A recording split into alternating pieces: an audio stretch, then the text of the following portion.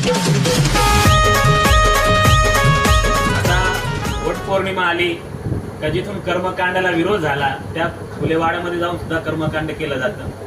म्हणून त्याच्यावर लिहिलेलं होतं, तू वडाला फेऱ्या मारते, तू वडाला फेऱ्या मारते, वैभव लक्ष्मीचे उपवास करते, जत्रे यात्रेला तू जाते, जत्रे यात्रेला तू जाते, मुख्य प्राण्यांचा बळी तू देते, मुख्य प्राण्यांचा बळी तू देते.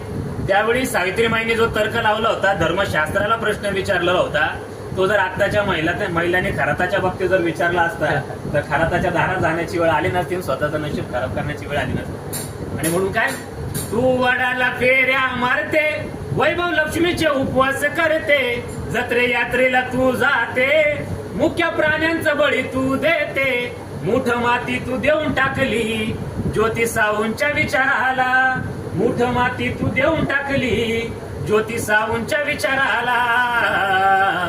सांगा कशा ग विसरल्या त्या आई सावित्री हिला, सांग कशी ग विसरली माझ्या आई सावित्री हिला.